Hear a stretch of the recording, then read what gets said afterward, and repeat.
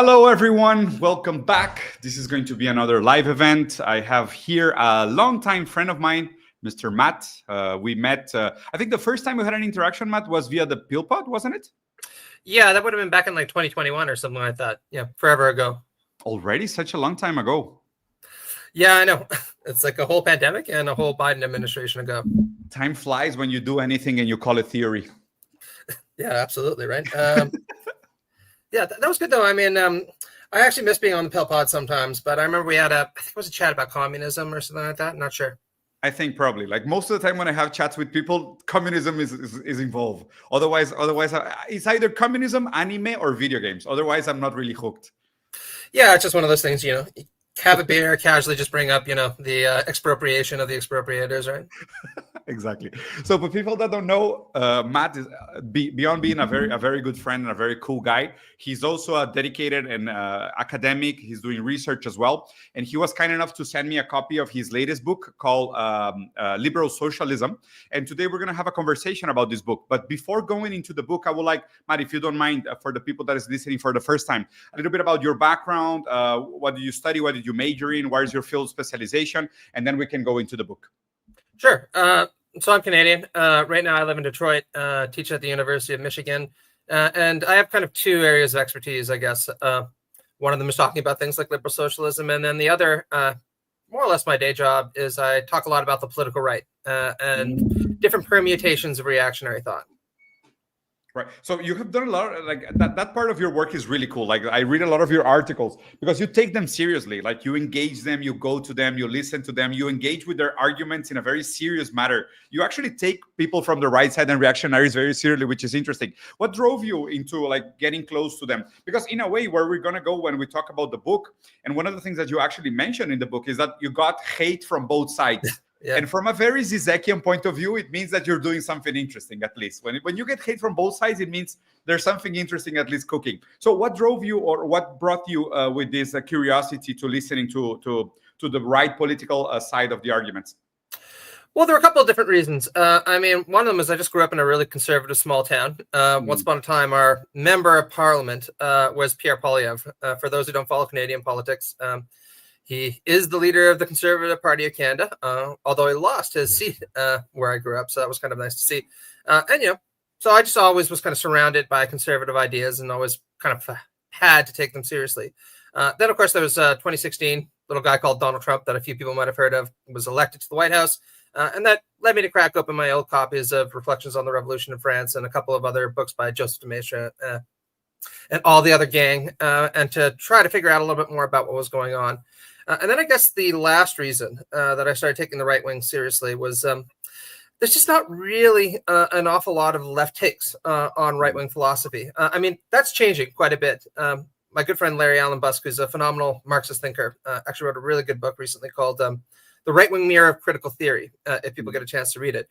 But back in the day, there was Corey Robin's books, and then that was about it, right? So I just thought it'd be a little bit more interesting to talk about right-wing thinkers rather than just doing the typical leftist thing, which is, aim inwards and shoot.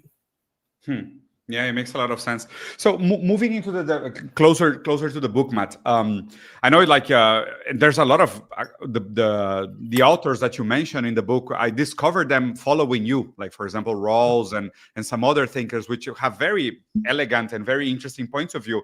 And I discovered them because of what you posed, because of the ideas you exposed. And I think it's always very refreshing to read these. I don't know how to call them, but they're not necessarily off the same political spectrum. They just give you a different angle on some pre-existing political ideologies, which is always refreshing to read, because you normally, when you have like these reading books or these reading guides towards either Marxism or post-structuralism, like the main thinkers are already very well defined, but you have either people that are on the opposite end of the spectrum, or you have like the dogmatic thinkers, but you rarely has like these fringe thinkers where they give you a refreshing read on a dominant or well-established concept. So what was your political story? Like, how did you develop politically, and how did you get close to this notion of social liberalism? Well, there were a couple of different factors, right? I mean, I grew up, like I said, in a conservative town, was raised Roman Catholic. So actually, when I was younger, I had quite a few reactionary views. I was kind of anti-abortion, anti-gay marriage, that kind of thing. And really what changed my mind, it's a bit of a cliche, was, two things. One was the Great Recession in 2008. I'm a millennial, like a lot of millennials. That made me a little bit more, shall we say, critical of capitalism than I otherwise would have been. And then the second thing, which is a lot more academic, was just reading Marx, right? I guess I was about 20 years old or so when I picked up, wasn't Das Kapital, it was the Contribution to Critique of Hegel's Philosophy of Right, quite a title. And I just thought it was very profound and very interesting. And, like a lot of people, I ended up reading that, moved forward from there. And just one day I woke up and I was like, I guess I'm a leftist now because I believe in a lot of left things. That's super cool. And then now moving into the topic. So the title of the book is Liberal Socialism, which is already, like you mentioned in the book, it sounds paradoxical to a lot of people if you're just like very dogmatic about the definitions. The title itself is already very challenging, which I think is good because it opens up to debate. If you mind like going in, would you mind giving us your definition on liberalism first and then socialism, and then lead us to what liberal socialism would be? Sure, of course. So as I point out in the book, it makes a lot more sense to me to talk about liberalisms or socialisms, plural, right? Because these are very broad categories of thought. So my definition of liberalism is more or less the definition that was given by the French revolutionaries, right? A liberal is somebody who's committed to equality for all, liberty for all, and solidarity or fraternity for all.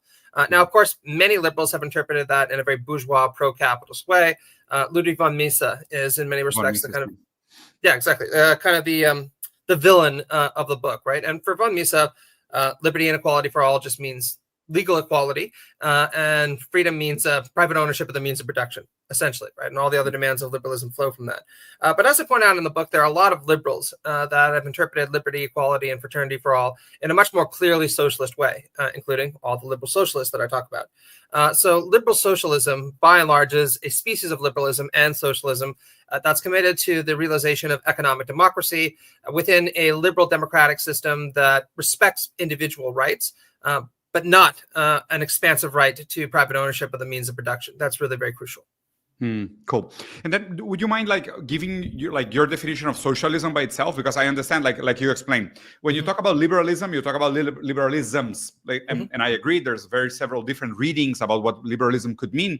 But and then later on, I'm gonna try to understand the ontology of liberalism, and then I would like to talk about the ontology of socialism, and then see the compatibility. Because the way I read your book and I found very interesting, at some point you mentioned that one author described liberal socialism as two different sides of climbing the same mountain, and they meet at the end. And I think that metaphor is very helpful because in a way, like you said, it seems like the ambitions are similar. If you judge socialism as a teleological mindset that it's aiming human action towards a direction, then yes, we can agree that we're climbing the same mountain from different sides. And it seems like our way of getting to those three values that you determine as the universal intentions of liberalism, they are shared with a lot of people that are socialist or social leaning in a way. But then I would like to, what is your definition of socialism, the one you use to justify the book?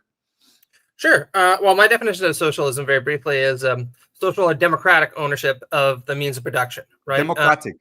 Yeah, social or democratic. Social ownership. Or democratic, okay. That's right. Now, again, this has been understood in very different ways by very different socialists, right? For some socialists, social ownership of the means of production just invariably means essentially state ownership of the means of production, right? This is essentially the Stalinist line. But other socialists have understood it to mean something like workers managing the means of production themselves through cooperatives or labor unions. Others understand it to mean essentially a redistributive system where there might be private ownership of the means of production, but the fruits of production are shared far more equally than there would be in, say, a capitalist society. So socialism is an extremely diverse tradition that way. And as I point out, some species of socialism are quite hostile to liberalism or see liberalism as effectively the enemy. But other socialists, including the ones that I talk about in my book, recognize that there's a deep elective affinity between the aspirations of socialists and the aspirations of liberals at their best. Both are mature Enlightenment doctrines that are committed, again, to liberty, equality, and solidarity for all. And there's a symmetry between them in that respect. Yeah, absolutely. I think like it really helped me. There's a quote from the book that I wanted to read. Let me just pull it up because I have it right here. Give me 1 second. Here it is. So like the universal value of or at least I think in this quote is what I found some of the main similarities that you try to bring forward so people understand the compatibility between socialism and liberalism is that is individualist I think is the one that is not compatible, but then it's egalitarian, it's universalist, and it's improvability. So those three words, I think they're very much in line. And the individualist part is probably the one that will cause more a problematic like equation of the two systems. So yes, I agree in a way. Dialectical materialism and even historical materialism is a universalist philosophy. Then the second one, it's equalitarian. This could be debatable because in a way, I don't think Marx was a crypto-egalitarian. I think at least not normatively. I think he didn't necessarily state that's what he wanted. He thought that would be potentially the outcome of the application of the Marxist theory, but for sure is a melioralist philosophy in the sense, I think that's almost implied in dialectics as the resolution of contradictions. So in those three aspects, I think ontologically, we are very much compatible. In the individualist versus communitarian, I think is the one where we could potentially have more friction or more distinctions, but in the other three, it's true that they're real. So now I wanted to shift the conversation into the ontology behind socialism and the ontology behind liberalism to see if there's ontological compatibility, and if we apply rigorously the ontology to the political process, we will have the same conclusions. Because where I struggle the most, and then I mean people know this very much, I'm probably much more of a dogmatic my current philosophical reading is political materialism. Like the notion of political materialism as an evolution of Marxist thought, it's very practical. It's very realpolitik. It's very realpolitik, but with a very materialistic reading behind it, with a materialistic system behind it. And in a way where I struggle to find if our decisions or if our processes will be the same, it's in the ontological reading. So would you mind explaining to us what is the ontology that justifies, for example, where does subjectivity come from? How institutions come to be? How do we decide on like what is positive freedom or negative freedom, human rights or no human rights? So let's start with liberalism. So paint us a picture on the ontology behind liberalism. Sure. Well, my sketch of the ontology of liberalism in the book is very much inspired by C.B. Macpherson. For people that don't know, he was a Canadian political theorist, taught at the University of Toronto, author of a very interesting book, The Political Theory of Possessive Individualism. Also a great socialist thinker, so people should check it out. But Macpherson stressed that in the early forms of liberalism, what we could call classical liberalism, the ontology was fundamentally atomistic, right? Liberals like Hobbes, Locke, more or less saw society as an aggregate of individuals. Each individual looked after themselves by and large, and the goal of life, if you want to put it really simply, was to acquire as much stuff as possible, right? We are competitive, hedonistic animals. Now, without a doubt, there is some truth to this liberal vision of things, right? I mean, you can just go to a sports game and you know that people can be pretty competitive, right? But what Macpherson pointed out is that later liberals complicated this picture and this social ontology a great deal, right? So John Stuart Mill, for example, without a doubt was a normative individualist in the sense that he thought that individual flourishing is what mattered. But he very much rejected the kind of atomistic social ontology that you find in classical liberalism because he always insisted that actually we're a lot more like what Aristotle or Marx described us as being, which is social animals, right? We depend upon each other for our realization. And all the liberal socialists that I talk about in the book, to use a bit of a technical term, are methodological collectivists in the sense of appreciating the social nature of human beings, while at the same time being normative individualists. So they think that the flourishing of the individual, or actually existing individuals is probably a better way to put it, is what matters. Now, some socialists might be wary of this idea of normative individualism, but I would actually submit that almost all socialists, including Marx, are normative individualists. Why? Because socialists tend to reject the idea that we should be concerned with the well-being of reified abstractions, right? So think about all the kind of people who will call for self-sacrifice on behalf of the nation or self-sacrifice on behalf of civilization. That's a reified abstraction. Yeah, that's a metaphysical notion. Exactly, right. Think about Benedict Anderson, right? This whole idea of imagined communities, right? So all liberal socialists, and I would submit most socialists would say that it's the actual material individuals flourishing that's what matters, not the kind of well-being of these reified abstractions. And liberal socialists follow them on this. Yeah, it's interesting because you say like that is Marx has this sentence that I absolutely love, and I would like to have your take on where does the subjectivity comes from. Because for me, what is the key aspect of this is that Marx says is not the conscious of man that determines his social being, is his social being that he determined his conscious. So consciousness for Marx comes after social interaction. So it's our being in the world that determine our consciousness. So whatever, and when we say consciousness, we could even, we could take this example, this individual example of social action determines consciousness as the material basis determine ideological superstructures. So it's materiality that determines thought, materiality that determines culture, materiality that determines even the self, right? So the relationship between material basis and ideological superstructure, for me, it's an explanation on the broader understanding of ontology, but it's also what led, for example, Freudio-Marxists and the development of subjectivity as a result of material conditions. And like I was telling you just before the recording, Matt, like now that my wife is studying epigenetics, and like we have both read Maurice Merleau-Ponty in detail, and understanding the latest developments, for example, in microbiome research, we know that even, for example, our states and our moods and our emotions are very much determined by what we eat, by what your DNA carries. And it doesn't necessarily simplifies to a biological or genetic determinism. It's more of a dialectical, reciprocal relationship with material reality. So yes, you come with a DNA that in a way enables you to a certain degree of action, but then the amount of money you have available to buy or not different ingredients will then enable you to feel different things. Because you can have a very good life and be exposed to good experiences, but if you don't have the ability to absorb B12 or you don't eat enough vegetables, you don't produce serotonin to feel happiness, right? So in a way that these new developments, they almost like reinforce the relationship between a material reality that doesn't over-determine, but at least partially determine what the ideological or metaphysical creations can be. So phenomena emerges collectively and individually out of materiality. So that will be my current ontology. And and I would like you to if you can explain to us how is individuality ontologically sustained versus the pre-existence of always already there materiality.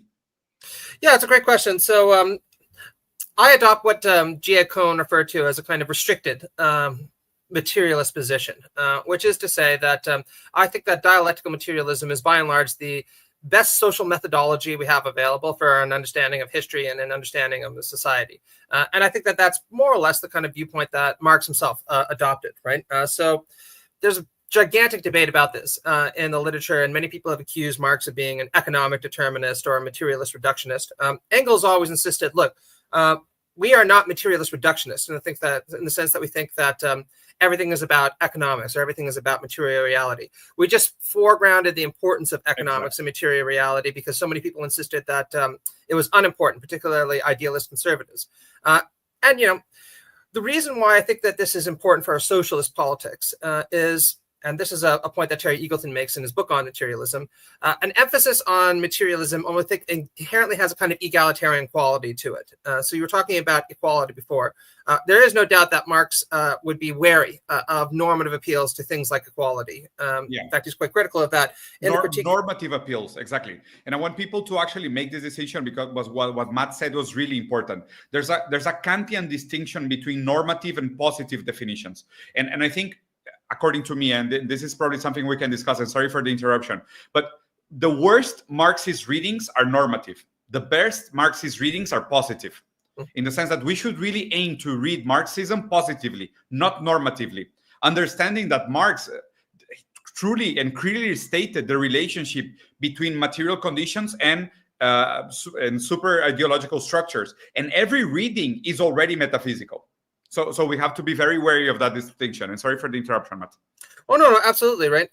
So the reason that I stress a connection between a kind of normative egalitarianism and materialism as a kind of ontology of the self is when we focus on material factors, the kind of commonalities between people become a lot more transparent, right? And this is a point that people understood going all the way back to Hobbes, right? So Thomas Hobbes, in many ways, the first great modern political philosopher, he stressed, look, when you boil it down, we're all animals, right?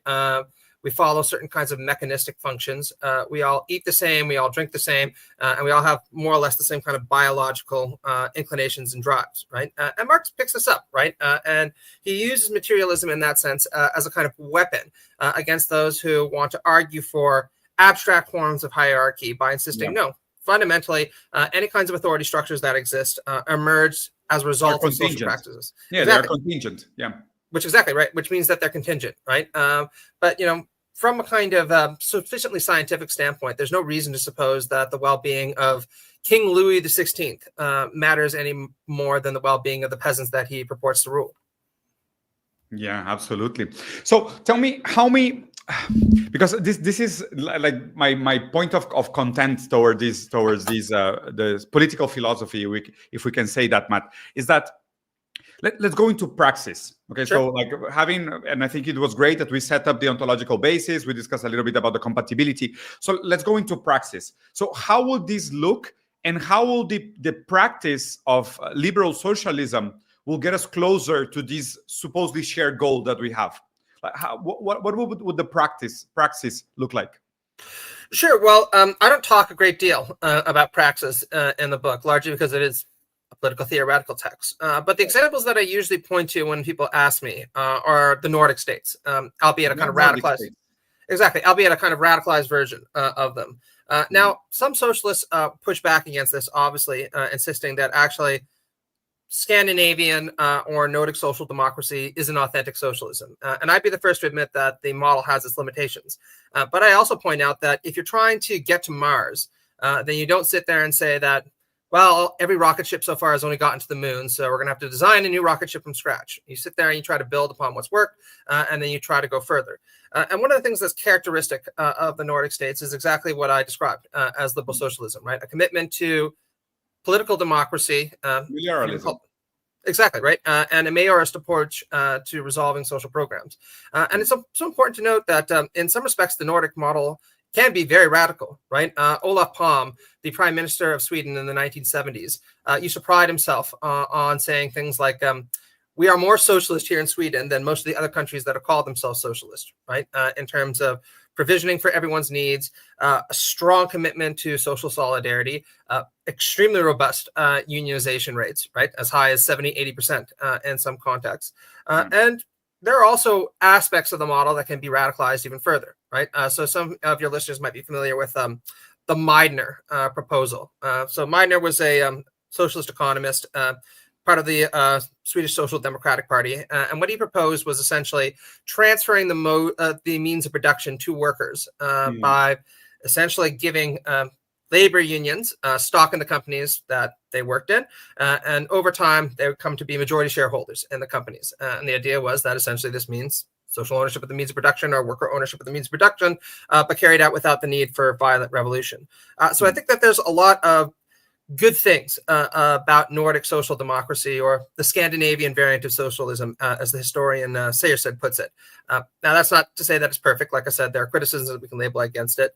But I think that they come the closest to approximating what I would see as liberal socialism. As praxis. That's very interesting. So let's take that example and dig into them. Because like far away, and again, Matt, like I really love you. I respect you, man. Like even though we have some opposing points of view, like these conversations are a wonder. But like, for example, if I took the role of being like a more classical Marxist, or at least what I would consider a real Marxist, and that was a weird phrasing. What I would consider a better understanding of dialectical materialism and historical materialism.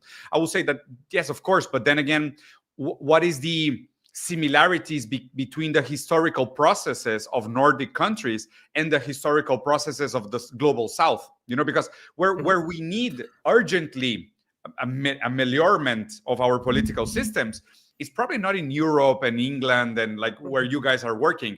it's in the global south, like in Africa, in South America, Southeast Asia. Those countries are in desperate need of better political models, because whereas poverty and simply curable disease unnecessarily killing people because of the hegemonic capitalist mode of production.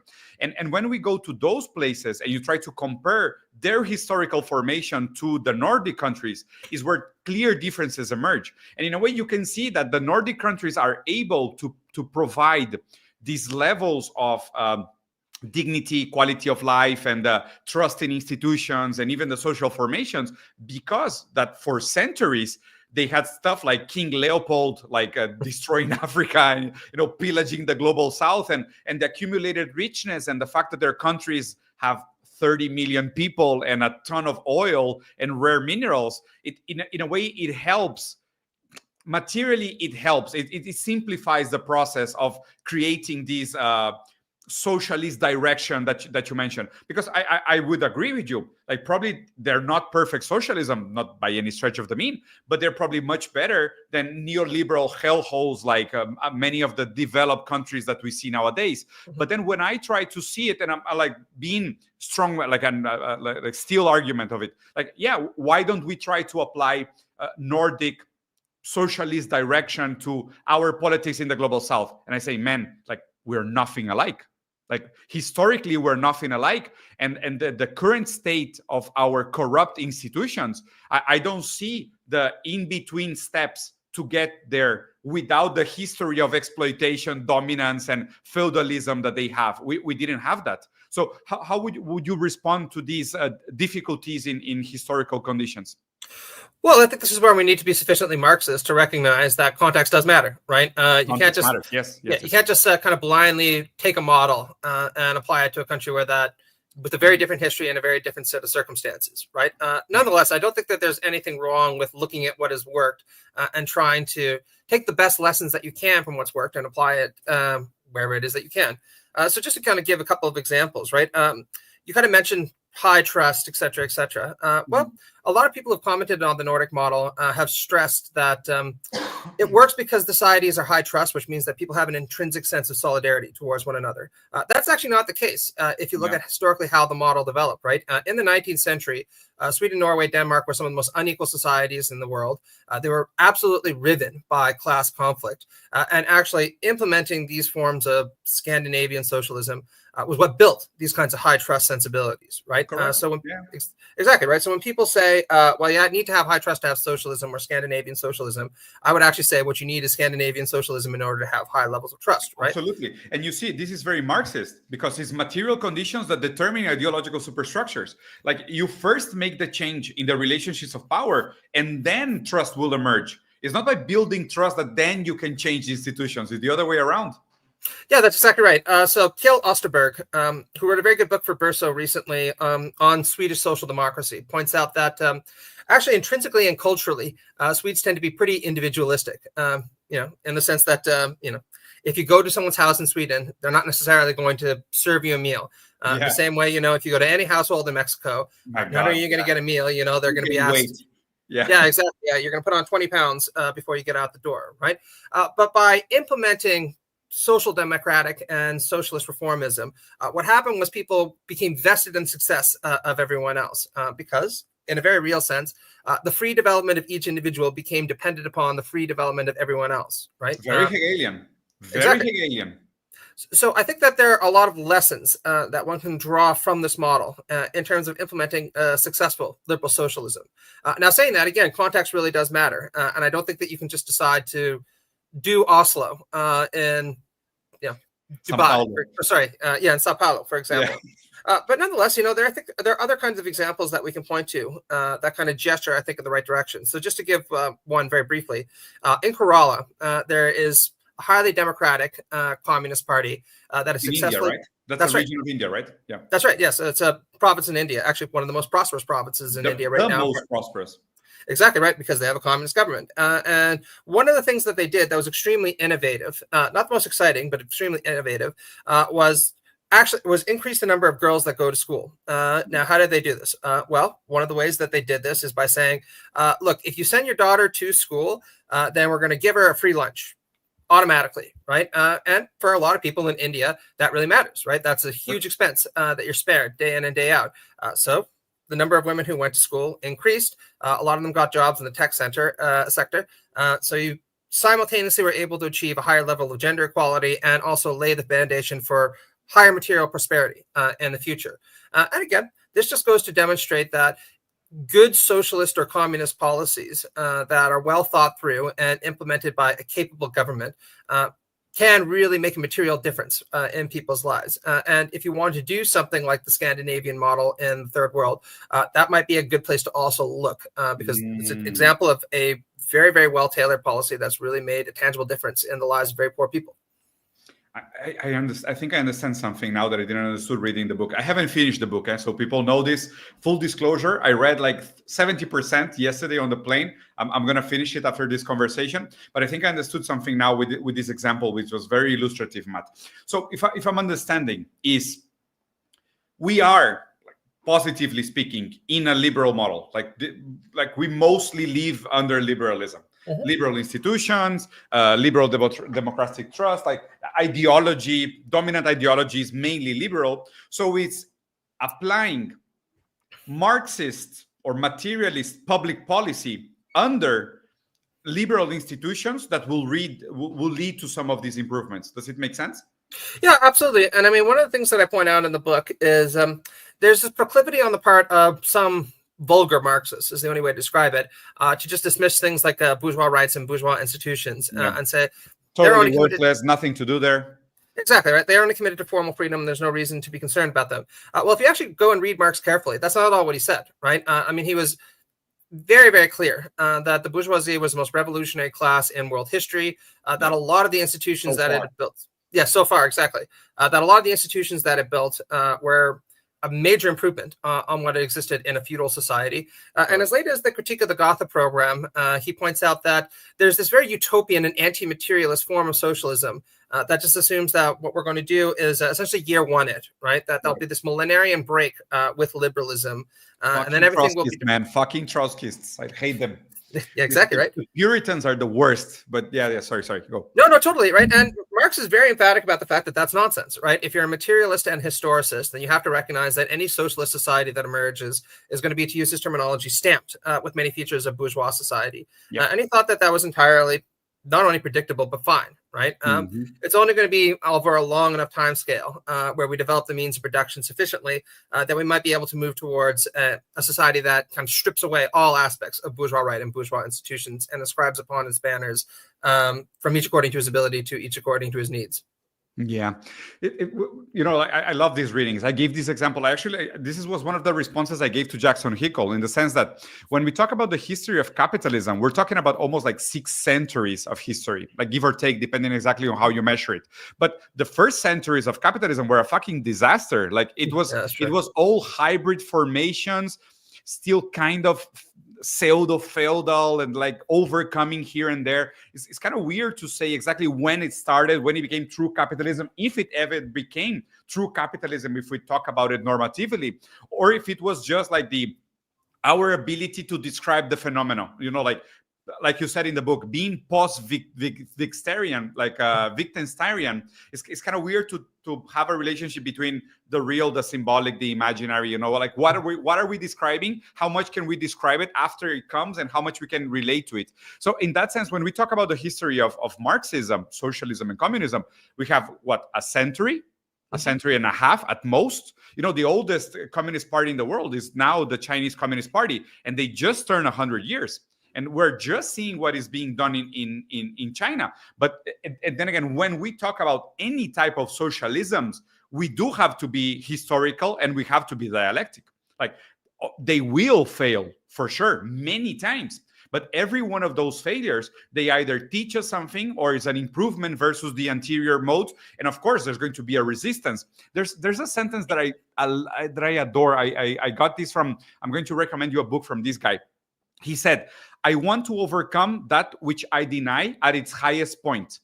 And in the end, political modes of organization, they can only overcome each other if they are truly positively able to provide more social good than the anterior mode. Otherwise, the resistance is artificial. Like you cannot moralistically impose a mode of production because it's supposedly normatively more moral than the anterior mode of production. If it's not able to provide powerful superiority, as in provide more, produce more, create more, generate more, it's artificial. You're going to have to defend it by what? Force of will, force of power, discourse, and populism. So it's unthinkable. Like what we have to think, and this is when I'm going to propose to you the next topic of conversation. One of the issues with moralistic socialists is that they criticize capitalism on moral basis, like saying that it's unjust, it's unequal, it's destroying is destroying nature, is destroying social relationships, but they are not able to provide a superior producing force. Like they are not able to give more and satisfy more needs. So in that sense, even if capitalism is producing more social harm or moral harm, it's still solving more empty stomachs. So it's still superior. So how will liberal socialism provide more productive superiority? Yeah, it's a great question. So one thing that I want to make clear is that my book is characterized as a retrieval rather than a defense, right? And what I mean by that is that I'm talking about a sequence of thinkers that identified with liberal socialism, offer their own kind of takes on it. My own version of liberal socialism would be a lot more Marxist than what has come before. And the reason is, as I point out, we have good reason to be quite critical of the tradition of liberal socialism as has existed thus far, in no small part because, and this is actually to your point about the developing world, right? By and large, most liberal socialists, from Mill to Rawls and others, tend to be very, very focused on the models that are implemented in Western developed states, and they're quite statist in that kind of way. And what really needs to be incorporated into the tradition is a Marxist sense of capitalism as a global systematic totality that depends in many circumstances on the super exploitation of the third world. And I really agree with Domenico Lacerdo in his book, Western Marxism, where he points out that this isn't just a problem with liberal socialists or liberals for that matter, right? Many Western Marxists also tend to if not to turn a blind eye to things like colonialism, neocolonialism, neo-imperialism, at least it's certainly not the focus a lot of their work, right? Now, saying that, right, I think that the models put forward by many of the authors in the book, from a state standpoint, do look very, very promising and have been very promising when implemented correctly, right? So just to give one example, John Rawls, right? John Rawls is widely considered to be the greatest liberal thinker of the 20th century. Very few people recognize that actually he didn't just defend a kind of welfareism. In his last book, Justice and Fairness, a Restatement, he actually defended a regime that he called liberal socialism or property-owning democracy. What does that look like? Well, actually, he gives a sketch of it in his lectures on Karl Marx, who incidentally he characterized as a heroic figure, right? Very influenced by Marx. And he says, look, a liberal socialist regime is going to have a more or less equal distribution of property. Most major firms are going to be owned or operated by workers. There probably still will be markets because markets are a good way of distributing goods. But this will be offset by the fact that there'll be extraordinarily generous redistributive programs to decommodify things like education, healthcare, et cetera, et cetera. So I think that this kind of sketch of a liberal socialist society is quite attractive, right? Albeit, again, with the major problem that it seems very improbable to me that something like this could be carried out in isolation without a broader transformation in capitalism as a global systematic totality. And that's a serious limitation to a lot of the liberal socialist thinkers I talk about. Yeah, because the way I see it is that, for example, being very, very practical, almost like caricaturizing the situation. But if you were to come with the currently existing liberal institutions and you say, so guys, I'm going to pass some legislation and try to create some public policy where we try to, nationalize some of the means of productions, like we have a nationalized internet, for example, which, like, for example, there's a current ongoing debate in Mexico that the sitting president, Claudia Sheinbaum, promised a national internet system so that everybody could have access to internet. And last week, she had a conversation with the oligarch that owns the biggest telecommunication company in order for him to provide internet for the country. But in the end, my pushback with these type of policies is that who's going to be the owner of the infrastructure? Because if you're going to provide that service and the state is going to pay for that, but then in the end, you still own it privately, like the result is that the next president can change, and that can go back to being a private infrastructure, and then you lose the benefit, even if people have access to it. Like this is my. Then we go back to ontology, because in the end, it's almost like society of spectacle. What it's happening to mask the real material conditionings that give shape to social relationships. So in that sense, like, for example, if you go to Senate or to legislators with some very Marxist, very labor-driven public policy, Jeff Bezos could lobby against it, and you will still have the interest of capital against you. Like, how would that happen in practice? How would you overcome that difficulty in practice? Yeah, that's a great question, right? You could even call it the $1 million question. So I want to be very clear. If I lived in Mexico still, I without a doubt vote for Morena. And I think that a lot of what Sheinbaum has done is laudatory, right? Increasing the minimum wage, ensuring that the poor have access to resources that they didn't before. A stark reduction in the absolute poverty rate across the country. All those are extremely undeniable. Yeah, laudatory, right? Not to mention, an 81% approval rating for a leftist president in what was formerly a very neoliberal country is, again, reason for hope. Now, saying that, I do think that one of the major limitations to the Morena vision is precisely a failure to sufficiently combat the entrenched power of capital, right? Yeah. If you look at her policies, very few of them actually involve appropriating anything meaningful from the rich, right? It's not like they've even seen their taxes go up all that substantially. Typically, a lot of Morena's more generous redistributive programs are paid for by cuts in other sectors, like education, for example, right? Which I think is a real tragedy. And I think that this failure to attack capital sufficiently and to achieve a kind of détente with it, potentially pragmatically defensible is not long-term something that we should really get behind. And I would also point out that something similar happened, albeit with a lot of qualifications, in Sweden under the Nordic model that I was talking about. So again, I think that there are a lot of laudatory features to the Scandinavian variant of socialism, as Seierstedt referred to it. But one of the major problems or limitations with the model was a pronounced failure to sufficiently combat the power of capital long term. And what this meant, of course, is in the 1980s, when the neoliberal wave broke out all over the world, capital was able to strike back against the more ambitious aspects of Scandinavian social democracy and actually recommodify a lot of sectors of society that have previously been decommodified. So I think long term, what needs to achieve, what liberal socialists or socialists of any sort need to do is always remember that the ruling class is not going to abide by any kind of transformations long term. Sometimes strategically, it will offer concessions if it feels it's in its interest to do so. But any socialist society needs to do without a ruling class. And I think that long term, it's not going to be sustainable unless you get rid of that. That's perfect. So and then probably my final question, Matt, and like I've been fixated with China for the last 4 years, and I've been studying them like crazy. And like my question to you is that, for example, you take and this topic has been brought up, I think, many times, even from people that I know and academics that I have worked with. Like, yeah, we have a lot we cannot copy directly the Nordic models, but there's plenty for us to learn because of the way they do it, and some of the examples you already illustrated very well. But then again, there's other options like China, and I think China, in a way, historically, is probably closer to some other countries in the global South.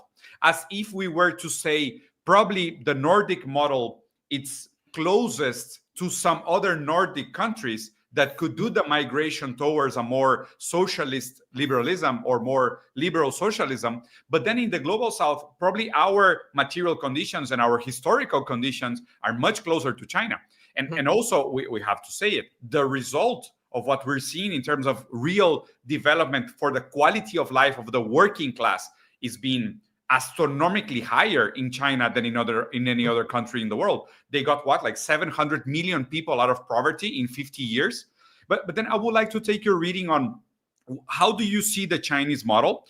And is anything related or similar, or like do you have any deep understanding that you could relate it to your proposition of liberal socialism? And if not, how would you qualify it, and what is there for us to learn from it?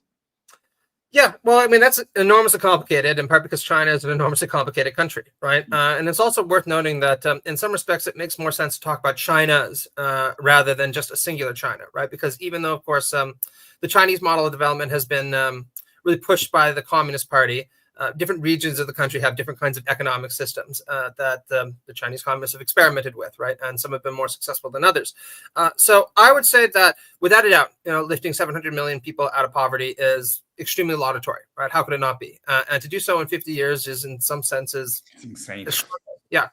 Now, saying that, I think that inherently any kind of long-term socialism, to be worthy of the name, has to be democratic, right? And so I have enormous problems. Sorry? Has to be democratic. Yes, without a doubt. And so I have extreme problems with the authoritarian approach to politics that you see the Chinese Communist Party take. And I would also stress that this is true at the economic level as well, right? I mean, a very popular buzzword in socialist circles today is this idea of economic democracy.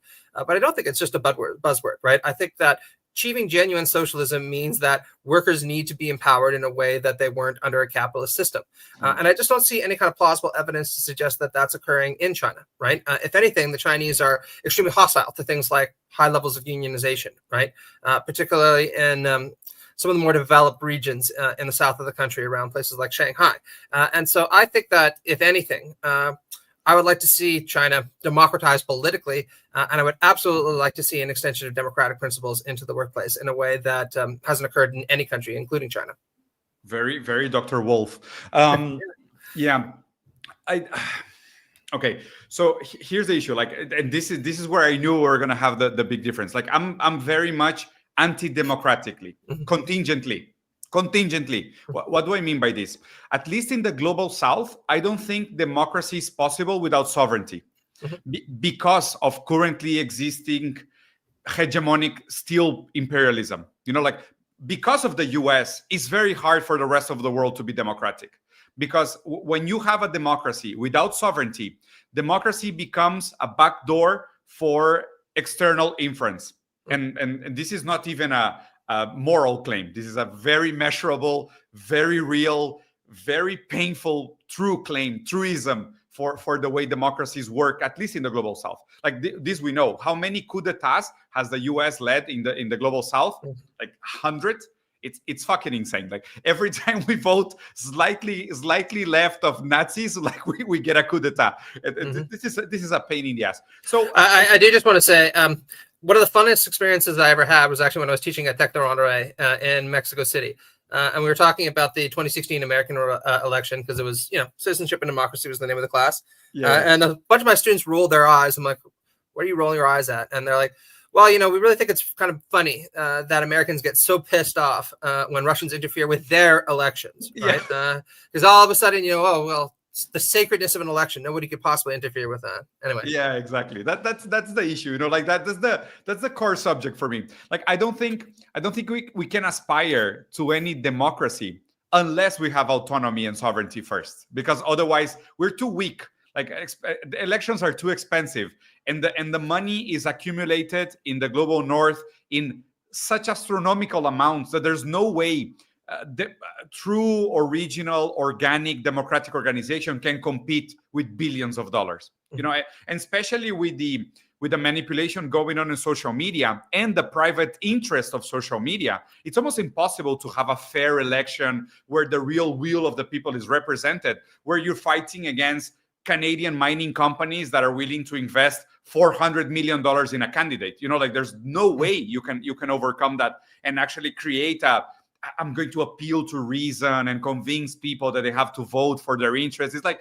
no, dude, the other guy is a superstar and he's working with the mass media influencers every day, and he's giving away free food and free meals and promising laundry machines to poor people that are desperate. It's like, there's no way you're going to compete with that. It's impossible. So my reading is that, again, I'm not anti-democratically, normatively speaking. I'm just contingently anti-democratic, because without sovereignty, democracy becomes a backdoor for political interference. And that's, again, a very positive claim, not normative claim. So in that sense, going back to China, if we read historically, is that they needed that. Like, they need a stage, like you said. They potentially could aim towards a democracy that makes sense for them historically and culturally, because they come from a tradition of legalism, Confucianism, Wu Wei, philosophically and historically they are different. And then again, it's kind of weird to say, are we democratically evolved today to have a democratic system that can represent the will of 1.4 billion people with so many different cultural backgrounds? Or, like you said, we need to try some different models in different areas and see what works where and how do we judge it. But in the meantime, I much rather have authoritarian central control that is planning for the need of the many and actually getting people out of poverty. Because, democracy is not a good in itself. If you can positively measure that democracy is able to produce more good than the authoritarianism of the Chinese Communist Party, I'm okay. But if the authoritarianism of the Chinese Communist Party is able to lift people out of poverty better than any other measurable democratic experiment in mass in history, then I'm willing to change my mind. But so far, this is what we have. They have more patents, more goodness, more people out of poverty, more scholarization. They are raising every measure of human quality of life ever expected. Their life expectancy is already higher than the US. The amount of patents and innovations is already higher than any other country in the world. The top 20 universities in the world, like 19 now, if you take away Harvard, all of them are in China. Like if this was done under authoritarianism, I'm going to quote Gotha, saying, I prefer injustice in control than justice in chaos. Sure. Well, look, I don't think that democracy is a fix-all for any country's problems. And I think that there are very clear examples of democratic societies that have backslided or failed, right? Now, saying that, I think that there is good empirical evidence to suggest that democracy, by and large, tends to be a much more effective system at caring for the people than any other.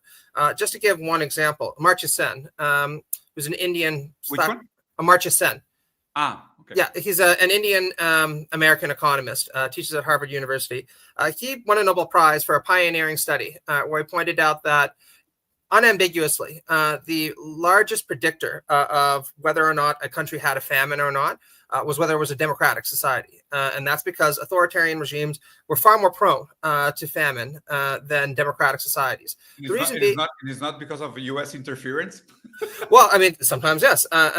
Or British interference, think about India. But you can say the Bengali, you can say Holomodor, we have to take into account foreign interference. I don't think it's fair to say it's only due to political modes of organization. Do you think so? Oh, no, not at all. But I would suggest that in those kind of circumstances, what you see are authoritarian actions being undertaken by the British, or for that matter, by the Americans, right? Yeah. And this actually brings me to my more extensive point, right? So Sen's observation is that a democratic society is far less likely to have famines than a non-democratic society because, by and large, the elites of that country are accountable to the people to a certain extent, right?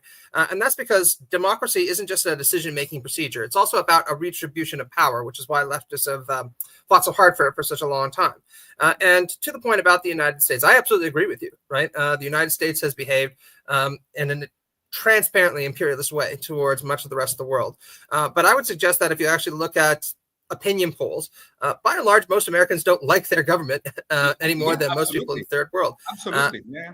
And without a doubt, they also don't think that their government is particularly accountable to ordinary people. And there are good reasons for this. There was a pioneering study done by Martin Gilens called Affluence and Influence, where he pointed out that most average Americans have no influence on their political system at all, right? Elites and oligarchs wield almost all the kind of control in the country. So I would submit to you that if you wanted America to be less involved in everyone else's business, then one solution to that would actually be to democratize the American political system so that ordinary people have a lot more power, elites have an awful lot less, and I think that would be better off for everyone else. That's great, man. So Matt, wrapping up, my friend, thank you so much for lending me the book. It was an amazing read. I'm really enjoying it. Like I told you, I was like busy traveling and everything. I said, okay, at least I'm going to read the pages that Matt gave me to prepare for the conversation.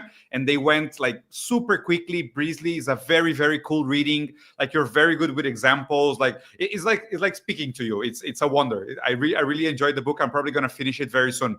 And I think there's a lot of like truthful insight to your book. I was super positively impressed by what you're reading. I congratulate you on your work. It's always a pleasure, man. Thank you for coming on the channel. Is there any other message? Where can people follow you? What are you currently working on? What else can we expect from you? Sure. Well, I have a new essay collection called What is Liberal Socialism that should be coming out either with Repeater or Zero Books next year. And then myself and Dr. Ben Burgess are working on a collection on G.A. Cohen. For those who don't know, G.A. Cohen was one of, if not the founder of analytical Marxism. So I'm really excited about that. And if people want to follow me, I'm on Twitter. It's always going to be Twitter, never X. You can just add me at MattPaulProf. Or just send me an email. I'm happy to correspond with people that way. Super. I'm going to leave the pinned comment with your social media so people can follow you. If you guys are interested, the book, it's super cool. It's already out. Be sure to follow Matt on what he's doing. Very brilliant guy. Always great and always a very cool guy. Matt, thank you so much for the conversation. I hope I can have you back anytime soon. Yeah, 100%, Diego. It was great talking to you again. Sure. Bueno, a todos los que estuvieron aquí hasta el final, muchas gracias, tranquilos. Esto fue en vivo, entonces fue en inglés, pero después vamos a poner los subtítulos en español, ya que el video quede colgado en la página. Capital Humano, feliz viernes, los quiero. Adiós. Adiós.